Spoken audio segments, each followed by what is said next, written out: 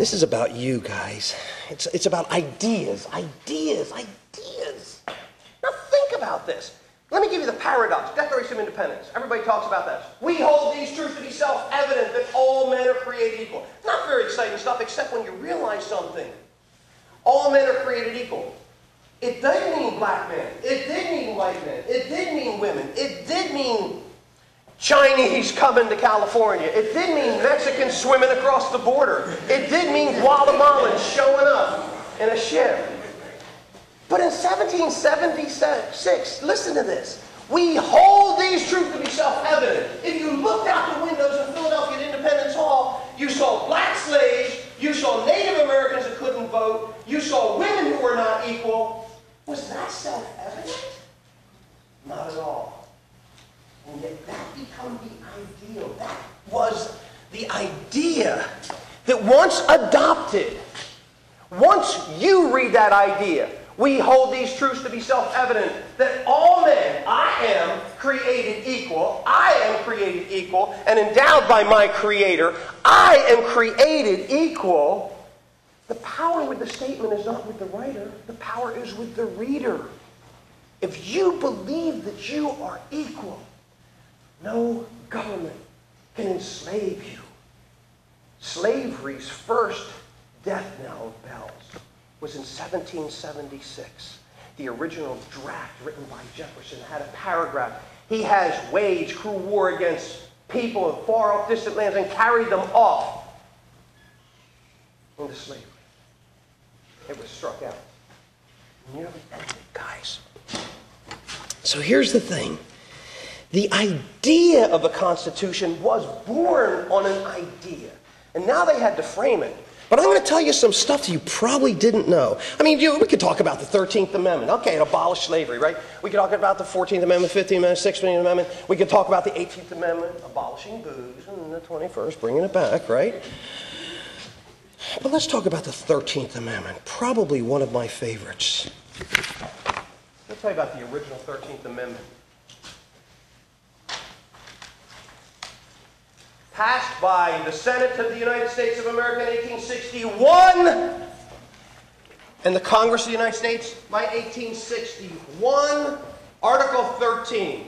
Now listen up, cousins. Listen up. This is 1861. 1861. No amendment shall be made to the Constitution which will authorize or give to Congress the power to abolish or interfere within any state with the domestic institutions thereof, including that of persons held to labor or service by the laws of that state. What were they talking about? Slavery. What did they say?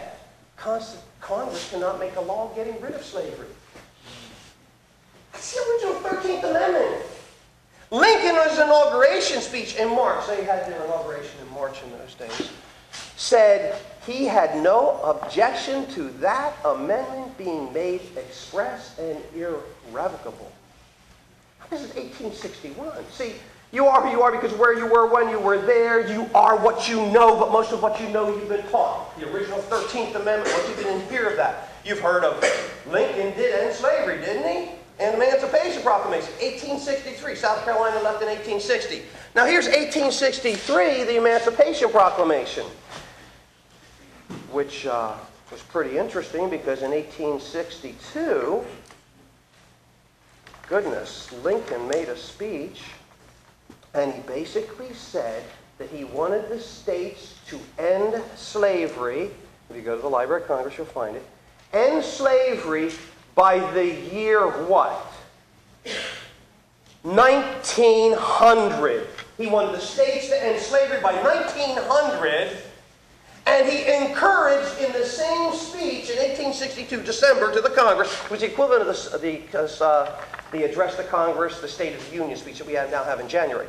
He included in that, he wanted the free blacks to colonize elsewhere. Now, why am I telling you this? Because your freedoms, your rights, within a 3-4 year span, changed dramatically. The Supreme Court decision of Dred Scott in 1959. The first 13th Amendment says we won't interfere with slavery. The Emancipation Proclamation says we're going to free the slaves in those states that are still in rebellion. Lincoln says, let's end slavery, have the states end slavery, compensate the owners by what year again? 1900. And then the 13th Amendment was flipped on its head to basically say we're going to end slavery. Fine, it went up before the Congress, 1864. Remember, this is just the Northern Congress. It passed the Senate and failed in the United States House of Representatives to get the two-thirds majority needed to pass. So here we are in the middle of war that you've been told it was all about freeing the slaves. It didn't sound like Congress wanted to do much of anything. It sounded like somebody wanted to send some people to Central America. And so finally, it passed in 1865 and became law in December. It was ratified in 1865.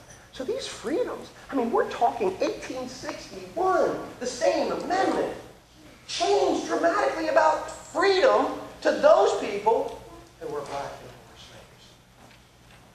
Don't take freedom for granted. Don't take it for granted. Here's what it comes down to. Get educated. Let me try that again. Get educated. Try that again. Get educated. Education cubed. There's never too much you can learn. Now, I would say as a historian or fan of history, a fan of Paul Van Gilder's primary documents are probably the best one. Like these documents here that I quoted from here. You have to dig to find them in the Library of Congress. Get knowledge and vote. Get knowledge and vote. I want to read you two things before I finish. Remember I told you the Emancipation Proclamation? You've been told it ended slavery? There were 4 states that stayed with the Union. Maryland, Delaware, Missouri, and I think it was... No, I think it was Kentucky. But anyway, here was the thing. They stayed with the Union, which meant they got to keep their slaves. There was a woman named Annie Davis who lived in Maryland. She wrote a letter to President Lincoln. And she says, Mr. President, it is my desire to be free. Now this is 1864, cousin. This is in the North. It is my desire to be free to go see my people on the Eastern Shore. My mistress won't let me go. Will please let me know if we are free and what I can do. I write to you for your advice. Please send me word this week or as soon as possible of why. And the sad thing was this. Was Annie Davis free in Maryland in 1864, a northern state? No, she wasn't. She wasn't. So what I'm saying, freedom is fragile. Hold on to it. Fight for it. Learn about it. And don't let anyone control you. Because that one idea, all men are created equal and endowed with certain inalienable rights. That is yours. You own that. Don't give it up. Hold on to it. Because as Daniel Webster say, hold on, my friends, to the Constitution and the Republic for which it stands. Miracles do not cluster. And what has happened once in 6,000 years may not happen again. Hold on to the Constitution. For the American Constitution should fail, there will be anarchy throughout the world. God bless, guys. Keep on going.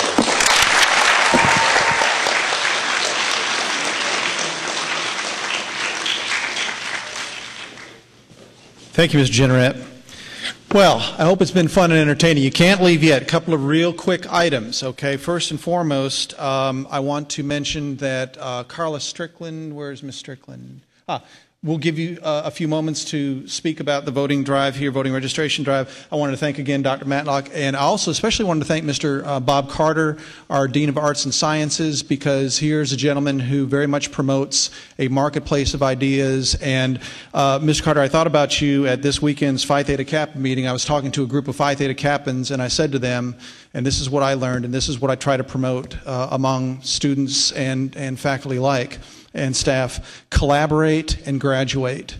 This has been such a wonderful program to put together. We heard from some great people, 3 different viewpoints. That's the way to do it. You know, you're presented with these ideas, and I really appreciate you showing up.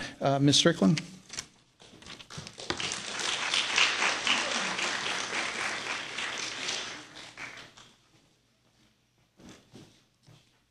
I would love to have Mr. Jenerette over there, over at my office for a few weeks. His passion for the voting in America is something that we truly need to see, not just in our seniors and our juniors, but in all of you. Okay? How many of you people have known someone that approaches the polls and goes to vote every November and in May and every even year? How many?